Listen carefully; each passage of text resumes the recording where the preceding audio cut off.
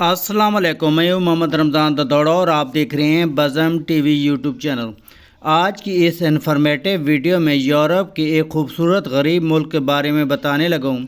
ایسا ملک جس کو زیادہ کرپٹ ملک کہا جاتا ہے، ایسا ملک جس میں دنیا کے سب سے زیادہ بینکر موجود ہیں، ایسا ملک جس کی پولیس کو دنیا بھر کی کرپٹ ترین پولیس کہا جاتا ہے، ایسا ملک جس میں 1930 کے بعد مردم شماری نہیں کی گئی، دنیا کا واحد ملک جس کو پہاڑوں کا ملک کہا جاتا ہے، دنیا کا عجیب ملک جس میں آئے روز خوبصورت روڈ اکھاڑ دیے جاتے ہیں اور نئے روڈ بنائے جاتے ہیں، جس کی وجہ سے گوگل کو مشکلات کا سامنا ہے اور گوگل کو نشاندہی کرنا بہت مشکل ہے۔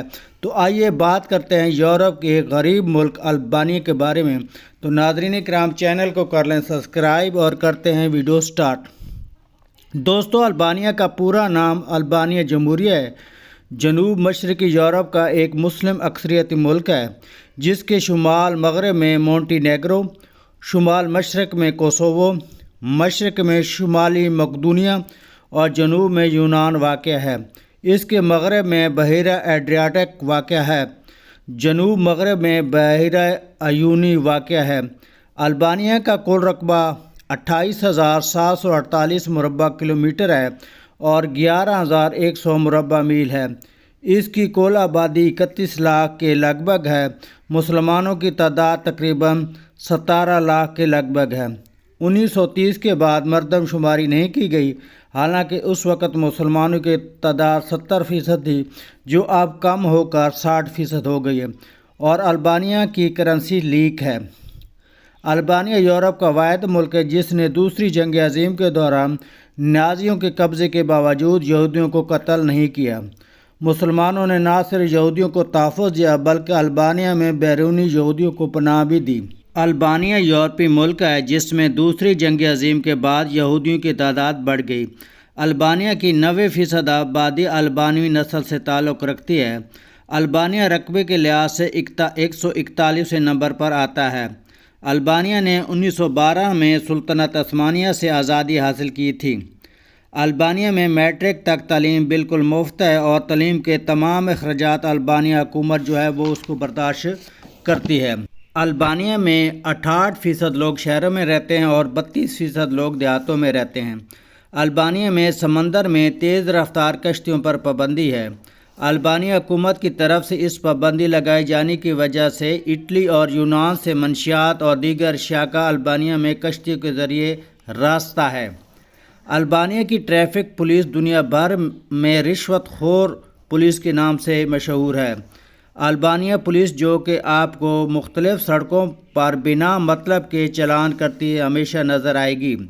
البانیہ کے پورے ملک میں آپ کو بینکر ملیں گے جو دوسری عالمی جنگ میں البانیہ نے اپنی عوام کو بچانے کے لیے بنائے تھے۔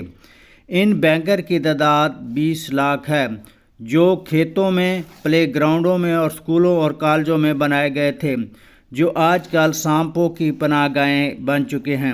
البانیہ کے لوگ مردہ پرندوں اور مردہ جانوروں کو گھروں کے باہر لٹکاتے ہیں۔ ان کا خیال ہے کہ ایسا کرنے سے عصیب جن بھوت نہیں آ پائیں گے۔ البانیہ میں 4 ہوائی اڈے ہیں اور 677 کلومیٹر ریلوے لائن بچھائی گئی ہے اور 18,000 کلومیٹر پختہ سڑکوں کا جال بچھا ہوا ہے۔ البانیہ میں ایک شہر شکودر بھی ہے۔ اس شہر میں نہ ریڈ لائٹ ہیں اور نہ ہی سپیڈ بریکر ہیں۔ البانیہ میں ڈیزرٹ کا کھانا بہت پسند کیا جاتا ہے۔ البانیہ کی ڈشز کے ساتھ ڈیزرٹ ضرور بنتا ہے۔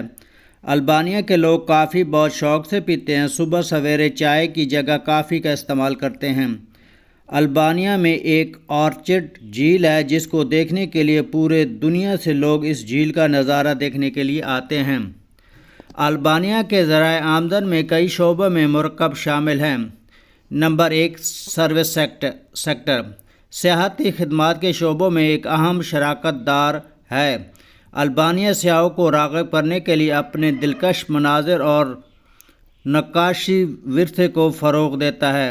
نمبر 2، زراعت پھل، سبزیاں اور تمباکو جیسی مصنوعات کے ساتھ زراعت معیشت میں اہم کردار ادا کرتی ہے۔ نمبر 3، صنعتیں صنعتیں جیسی توانائی، کانکنی اور مینوفیکچرنگ بھی ملک کی آمدنی میں حصہ ڈالتی ہیں۔ Number 4، remittance. بیرون ملک کام کرنے والے البانیوں کی طرف سے واپس بھیجی گئی، خاص طور پر یونان اور اٹلی جیسے ممالک میں آمدنی کا ایک بہت بڑا حصہ بنتی ہیں۔ البانیہ کے مشہور کھیل شوٹنگ، ویٹ لفٹنگ اور ریسلنگ وغیرہ ہیں۔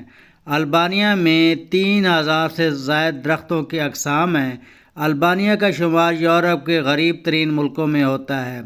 البانیہ اپنے ملک کو چلانے کے لیے زر مبادلہ، زراعت، تیل، لکڑی سے بنے سامان اور سیاحت سے زر مبادلہ حاصل کرتا ہے۔ البانیہ وقت کے لحاظ سے پاکستان سے 4 گھنٹے پیچھے ہے۔ البانیہ کا کالنگ کوڈ +355 ہے اور انٹرنیٹ ڈومین AL ہے۔ البانیہ میں 1930 کے بعد مردم شماری نہیں ہو رہی۔ البانیہ میں مسلمانوں کی تعداد 70% سے کم ہو کر 60% ہو گئی ہے اور عیسائیوں کی تعداد 20% سے بڑھ کر 35% ہو گئی ہے۔ آگے آپ خوب سمجھتے ہیں کہ مردم شماری میں کیا رکاوٹیں ہیں اور کیوں نہیں ہو رہی۔ بالی ووڈ کی فلموں میں مدر ٹریسا کا نام یا مدر ٹریسا فاؤنڈیشن کا نام آپ نے ضرور سنا ہوگا۔ انڈیا کے شہر کولکتہ میں 1979 میں غریبوں کی مدد کرنے کی مناسبت سے نوبل ایوارڈ سے نوازا گیا۔ یہی نوبل پرائز البانیہ کے حصے میں آیا کیونکہ مدر ٹریسا کا تعلق البانیہ سے تھا۔ حیرت انگیز بات یہ ہے کہ البانیہ کی عوام اور حکمرانوں کو سڑکیں، روڈ پسند نہیں آتے۔ ہر سال روڈ کو اکھاڑ دیتے ہیں، پھر عمدہ روڈ بنا دیتے ہیں، پھر نئے سرے سے سروے کرتے ہیں، پھر ایک بار پھر روڈ کو بنا دیتے ہیں۔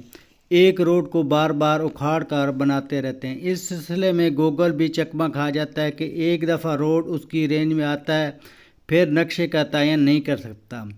البانیہ ایک یورپی ملک ہے مگر آپ کو کہیں میک ڈونلڈ نہیں ملے گا۔ البانیہ کے زمانہ قبل از تاریخ میں آبادیاں موجود تھیں۔ قدیم آبادی میں زیادہ تر آرین قبائل پر مشتمل تھی۔ بعد میں یونانی تہذیب کے اثر رسوخ کے زیادہ ہونے کے وقت یونانی قبائل شامل ہو گئے۔ 4 صدی قبل مسیح میں البانیہ کے بادشاہ نے مقدونیہ سے ایک بہت بڑی جنگ کی مگر مقدونیہ پر قبضہ کرنے میں ناکام رہے۔ اس کے بعد آرین کے کئی بادشاہ گزرے جن میں آخری کو سکندر اعظم نے شکست دی۔